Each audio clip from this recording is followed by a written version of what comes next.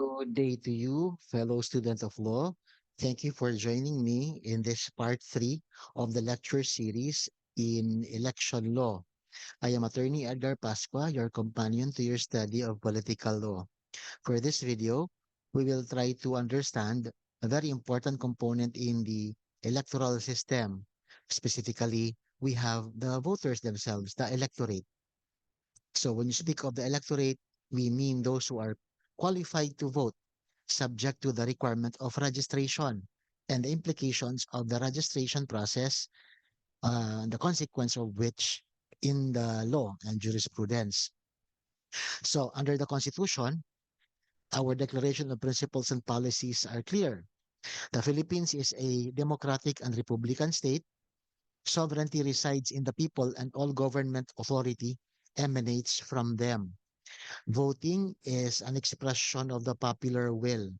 The popular will expresses how they want the country governed, what policies are to be taken, and what laws shall be made, for example, and how the laws should be executed. These mechanisms of governance are directly and indirectly made possible because of the authority of the people. Perhaps you could say through the process of initiative and referendum, or through the people acting through their representatives. Regardless, sovereignty resides in the people and all government authority emanates from them. That is the way of our democratic and republican state. In the case of Makera versus Bora, Supreme Court said the democratic form of government requires that all political rights be enjoyed by the citizens regardless of social and economic conditions or distinctions. Such is our government. Clearly and solemnly, our citizenry have thus been given the supreme guarantee of a democratic way of life, with all its freedom and limitations, all its rights and duties. Our law, our Philippine laws, our constitution per se, guarantees equality in the eyes of the law and equality in the value of each vote under the law. The ordinary Juan de la Cruz will have the same vote and say during elections with the richest man in the country. That is the democratic form of government. One vote for one person, regardless of economic and social conditions. Does not look at religion. It does not look at the economic status of persons. What the votes require is only what the ballot requires is only your vote. No literacy, property, or other substantive requirement shall be imposed in the exercise of suffrage. Voting is free. You don't pay to vote. There is no requirement in the qualifications that to vote, you have to be able to read and write because, in fact, those who are unable to read and write will be assisted. And Congress is even tasked by the Constitution to allow voting for those who are unable to, vote like any regular literate person. No? Maybe in the future, they may come up with a platform where even the illiterates can vote without the assistance of any other person during elections. All government authority emanates from the people, that is emphasized in Navarra versus Comelec and People versus Hernandez. This has implications because this would say that this is implies that we really are against the manipulation and dominance of foreign power in our governance. So when we vote by direct voting, unlike in the US or other countries where they vote through their representatives. Like for example, in the US, they have their electoral college. The electoral college are composed of people who are selected to represent the entire electorate during elections. That's why during elections, not not everyone actually may directly vote, but they may make manifest their selection through their representatives who will undertake to vote on their behalf. In our constitution, in fact, there are certain government functions that directly says that they should be voted upon by the direct vote of the people or by the Filipino people at large. Examples are the president and the vice president and the members of Congress. So qualifications: who are qualified to vote. Suffrage may be exercised by citizens of the Philippines who are not otherwise disqualified by law, who are at least 18 years of age, and who shall have resided in the Philippines for at least 1 year, and in the place wherein the person proposes to vote for at least 6 months immediately preceding the election. So the residency requirement, um, the age requirement, the citizenship requirement, all of this have their reasons. No, for example, citizenship. Why is there a requirement? Why is there a requirement of citizenship for voters? Because again, we go back to that principle of self-governance. Sovereignty resides on the people, and all government authority emanates from them. I would dread the day when foreigners dictate our policies. Our foreign policies, our local policies, they should be undertaken by Filipinos. That is why we need to be citizens in order for us to vote, because it is from the citizens where power or authority of governance emanates from. We have to go back to section 1 of article 4 to understand fully what citizenship, or who are citizenship, so who are citizens of the Philippines are, who citizens of the Philippines are. According to section 1 article 4, following are citizens of the Philippines. Recall this in your political law 1. Those who are citizens of the Philippines at the time of the adoption of the Constitution, those whose fathers or mothers are citizens of the Philippines, those born before January 17, 1973, of Filipino mothers who elect Philippine citizenship upon reaching the age of majority. So these are the natural born Filipinos. And of course, we don't forget the naturalized Filipinos, those who are naturalized in accordance with law. They have the right of suffrage or of voting. When there is a dispute in relation to the citizenship of an elector, for example, we must remember that it is incumbent upon the person who claims Philippine citizenship, in case of dispute, no, to prove to the satisfaction of the court that he is really a Filipino. There is no presumption of constitutionality. None indulge in favor of the claimant of Philippine citizenship, and any doubt regarding citizenship must be resolved in favor of the state. Similar to naturalization proceedings, because citizenship for foreigners is not a matter of right but a privilege. The burden falls on the applicant. Here, for those who claim to be Filipinos, when their citizenship or is disputed, there is no such a presumption, and you must prove your citizenship. There is such a thing called we call dual citizens, no? Those who may have migrated abroad and who reacquired their Philippine citizenship under RA 9225, or the Citizenship Retention and Reacquisition Act. We should remember that those who availed of this law shall enjoy full civil and political rights, and subject to all attendant liabilities and responsibilities under existing laws of the Philippines and the following conditions. So if you are abroad, you can be an absentee voter. Those intending to exercise their right to suffrage must meet the requirements under the Constitution, um, of the right to vote, no, as well as the Overseas Absentee Voting Act law, okay, and other existing laws. So, well, this is already amended, no, but the Overseas Absentee Voting law, no, together with the Constitution, they should also qualify, no.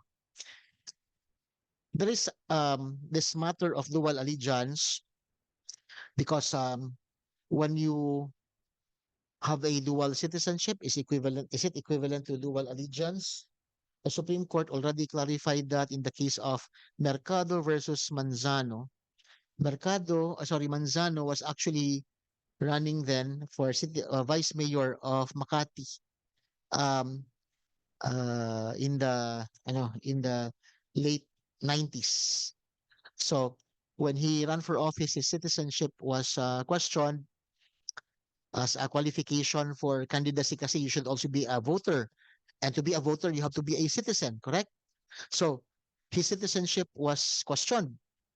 This was already clarified by the Supreme Court na he is a dual citizen because there is a directive under the law against citizens who have dual allegiance and their right to hold public office. But you have to note that dual citizenship is different from dual allegiance because you may be of two citizenships involuntarily. Like you are born in a country, or Filipino born in a country that adopts use soli or place of birth determining your nationality, while we adhere to the principle of jus sanguinis. So you may have dual citizenship without having to pledge allegiance to another country. Dual allegiance is different. Unlike dual citizenship, dual allegiance requires an overt act of acquiring a second citizenship or allegiance to another country. The second requirement is age. All citizens of the Philippines who are 18 years old may vote. Any person on the day of the registration, kung nakapag-register ka, hindi ka pa umabot ng 18, pero umabot ka uh, on the day of the election, the intended day of election, you may register as a voter for that election because the reckoning point is the date of voting, not the date of registration. There's an exception because we have the SK Sangguniang Kabataan Law, RA 10742, the youth comprising of 15 to 30 years of age. So you have 18 years old, but here, those who are below 18 up to 15 can vote because they are part of the Sangguniang Kabataan. No? Because there shall be in every barangay a katipunan ng kabataan composed of those individuals, 15, beginning from 15 to 30 years old. So they select their SK representatives, no, or officers. Residency is another requirement. All citizens of the Philippines not otherwise disqualified by law who shall have resided in the Philippines for at least who shall uh, reside in the Philippines for at least 1 year and in the place wherein he proposes to vote for at least 6 months. This is the requirement for familiarity. Okay, familiarity of the personalities and issues in your particular municipality or city. That's why residency is required. Temporary residence elsewhere for work, study, military service, or lawful detention shall not change one's original residence. Those who meet the residence requirements by election day may register even if they have not yet met them on the registration date. For example, um, if you could establish um, your residency on the day of your uh, on the day of the election, um, though you did not have the capacity to establish such residency requirement during registration, you may be allowed to vote. Okay. As far as residency is concerned, you have to remember that there is a distinction already established in several cases, including Romualdez versus RTC, saying that domicile and residence should be interpreted uniquely in election matters. No, it is settled that for purposes of election law, residence is synonymous with domicile, and domicile denotes a fixed permanent residence to which, when absent for business, pleasure, or like reasons, one intends to return. That's why we have so many, for example, members of Congress who live elsewhere but are domiciled in your district and they still run for office and they are attacked during elections for not being truly having resided therein. But the court already allowed that. The reckoning point here is the matter of domicile, which is how we interpret residence. One example, one case on domicile is this case of Imelda Marcos versus Comelec. Imelda Marcos here intended to run for Congress. Um, well, uh, um, there was a question as to her residency requirement. What the Supreme Court says here, kasi domicile nga eh, that the person does not need to own a house to establish residence or domicile in a municipality. It is sufficient that they live there as long as their stay is accompanied by intention to remain there permanently. Domicile, you could be a domicile even if you rent your house, no? Even if you just rent your house. Because owning a house siguro becomes a property requirement, di ba? for the exercise of your right under the law to vote and be voted for. This case of Perez versus Comelec, there's also a question as to the residency of the person here. I think in this case, um, he the petitioner here was his residency was questioned because according to oppositors, according to the oppositor